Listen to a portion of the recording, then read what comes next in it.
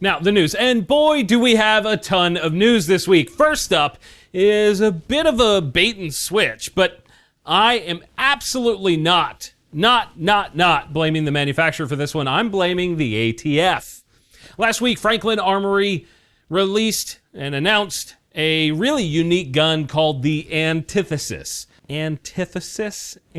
Antithesis. I can't really say that word properly, but the gun is or was unique because it was able to shake free of NFA rules and not be an SBR, but rather an SBF, with the F standing for Franklin. So it might look like an SBR in certain ways, and it did have a rifled barrel, unlike their previous smoothbore designs. However, this gun was unique because it was designed to fire multiple kinds of ammunition, including a multi-projectile type. That is what enabled them to make something that didn't fall under the standard regulations. Franklin Armory had set up something to license this concept across the industry and honestly be a bit of a game changer. And there were going to be several models, and it was going to be awesome. And then the ATF, basically right away, showed up to piss in everyone's Cheerios. Gotta love it. I'm kidding, that's awful. According to a press release from Franklin themselves, ATF requested that they voluntarily, big air quotes, bring back all the firearms that were shipped out pending a new classification. Franklin said they did so out of an abundance of caution and for the well-being of their customers. Imagine if they did let them out. Like if Franklin said, okay, ship them, screw the ATF. And then we found out that this was going to be an issue and that the ATF was going to people's houses or something like that. We would all be pissed at them. So I don't know if they did the right thing or not, but maybe. That's definitely a tough spot to be in. Now, what is the new classification? We don't know. ATF is slow as molasses in January. But what I smell is a lot of horse wafting out of DC. That type of interference with something that is within the law is out of line, and yet another in a long list of infringements perpetrated by ATF. What's frustrating to me is that they seem to be doing something similar to what they did with pistol braces. Oh, it went out on the market, and then, oh, let's bring that back, and we're going to regulate it because you guys like it, and it's going to be a good thing for the industry. So we got to squash it. That's how they operate, it seems. And on top of all of that, this is done under the premise that laws actually stop crime, and that's never been the case, especially when it comes to gun laws. I'd love to hear what you guys think is going to happen here. Is the ATF going to come back and say, no, this actually is an SBR? Will they create a new category and then try to regulate that category differently? What do you guys think? Sound off in the comments below. This is going to get interesting. Welcome back to another episode of the Gun Collective News. I'm John Patton, and we are getting closer every day to our goal of hitting 500,000 subscribers on YouTube on this channel. So please do me a huge favor and get subscribed. It's free. It would be incredible to have you be a part of our community and have your support. I would love that. Also, stick around until later in the show because I have yet another smoking deal of the week for you guys. Moving on, we're going to keep up the speed this week because we've got some ground to cover here. A European gun enthusiast site called All Four Shooters is reporting that Steyr Arms has a new line of pistols under the AT name. There's the ATC, which is focused on competition, and the ATD, which is focused on defense. Some are speculating that these are just rebranded kind of clones or whatever of an Eric's Alpha pistol, and they look pretty damn similar, gotta say that, but that's all based on some other pistols anyway, which is a clone of a clone of a clone. It's tough to say what pricing will be because this is a European launch and these new pistols don't exactly exist in the US, but I suspect they will charge more than most of you want to pay for that gun anyway. Beretta launched a new version of the 80X Cheetah called the Tactical Desert. It's still in 380 and has a 4.4-inch threaded barrel, the fancy trigger that they've been putting on a bunch of different models, and 15-round mags. It only comes with 2, boo. It's just like the Tactical Urban model, but now it's tan.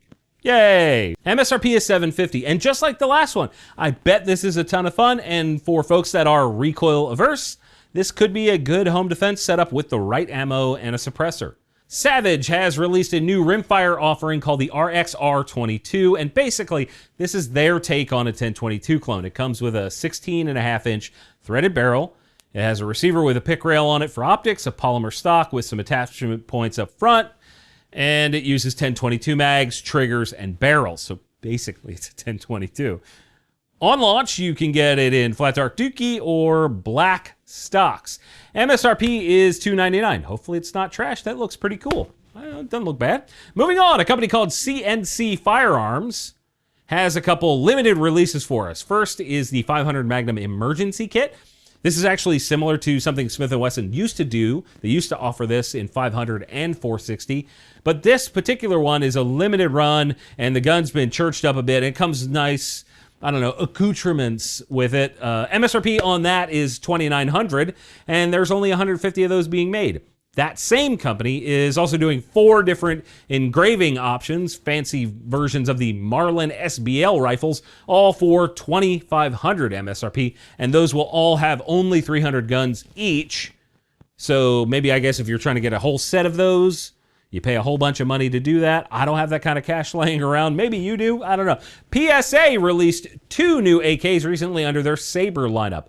There's the GF5 and the GF4. Both are built on Romanian parts kits, but the carrier is recoded in DLC, and they have an ALG trigger. There's a nice high-temp Cerakote on the outside that looks great, and a nice B5 stock and grip in RAL 8000 with an M-LOK handguard up front. And the difference between the 4 and the 5 is basically that handguard. MSRP there is $1,000, which is solid, it sounds like, in a market where prices for churched up AKs are just always going up. This is really a lot of value in my mind. I know PSA is very polarizing in certain circles, but I personally think they're offering tons of value on a lot of different segments of the market, and that's probably a good thing. And speaking of expensive AKs, Arsenal has a new version of the SAM-7 rifle with a new side-folding stock. It's metal now. Whoopity-doo. It doesn't look that special to me, but okay. It's available in 5 different colors. The MSRP is $2,000. Also, whoever is naming these things is doing a bad job. It's called the SAM-7 SF56. What? That does not make sense. I'd love to know what you guys think of the current AK market. Are there brands that stand out to you as kind of doing it right? Let me know in the comments. While you're doing that, while you're thinking about it, while you're typing out your thoughts, let's hear from this week's sponsor, First Form. Make sure you support our friends over at First Form. They've been helping me personally on a health journey, and I'm really enjoying both the level 1 meal replacement protein as well as the level 1 bars when I need sort of a midday hit. And the meat sticks are pretty good too. There's a link in the description to check them out, firstform.com/John Patton.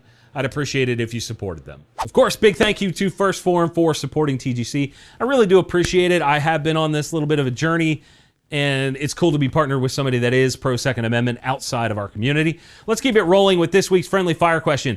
If you want to ask me a question, slam it down in the comments with the words Friendly Fire so that I can go back and find it. That's how this works. We've got a few again this week, which I really enjoy. I love the multi-question thing. First is from Sean Bronstetter. And he says, what video game arsenal do you think manufacturers should be taking inspiration from? That's super easy for me to answer. The game is Borderlands. The variety, the designs, the shenanigans, the ridiculousness, easily some of the coolest guns in any game. Borderlands, far and away the right choice. Gundork says, do you collect any specific firearms and never fire them? The answer is no, not at all. Guns are meant to be shot just like cars are meant to be driven. I would drive a multi-million-dollar Bugatti if I had one, and I would shoot a multi-million-dollar gun if I had one of those. Even that meteorite thing, I would shoot that too, just to know what it's like. And I would probably run steel case ammo in it just to annoy the internet. If this video gets 10,000 likes, I will do a video on my collection of guns chambered in 50 AE. Yes, I have more than one. And no, they're not super common. And Andrew Yount says, do you reload ammo? If so, what calibers and such? I don't anymore. I used to reload, but it was taking far too much time. It was like a whole thing. You had to dedicate and focus on it while you're doing it so you don't blow anything up. It wasn't worth it for me. However, Ben from our review squad, he reloads, and we've used it in a bunch of different rifles when we've done testing. I have used everything from a Lee single-stage press up to an automated Dillon press. I used to work for a company that did the actual industrial machines. If I was looking now, I'd probably look at Mark 7, maybe the Frankfurt Arsenal X10 for higher volume requirements, or a good single-stage press for precision ammo. My friendly fire question to you guys this week: do you think it's necessary to clean your guns every time you shoot them, or do you go for like a specific round count before cleaning? I want to hear where you guys stand on this. You know the drill. Answers, they belong in the comments. That's how we communicate. Let's jump into some quick accessory news. Harrington Arms just released something pretty interesting for Glock-type pistols. It's called the HAQR, or as I'm calling it, the Hacker system, and it allows you to have a non-threaded barrel that accepts a variety of muzzle attachments like a comp, a thread adapter for a can, or a muzzle weight for competition shooting. If this reminds you of the Radian Ramjet and Afterburner combo, you and I are on the same page. We're thinking the same thing. I see this as very similar, but this Harrington system differs in that it doesn't require a screw to lock the thing into place. It's a little bit different there. I love that this idea, this concept is expanding. We covered the Radian thing recently where they were going to put a suppressor on using that same system from their comp. That's cool. And now we're seeing a different take altogether on the concept from Harrington. I am told that they are targeting an MSRP around $390, which is the same as the Radian system. So maybe this is going to spark a bunch of competition. I think it's cool.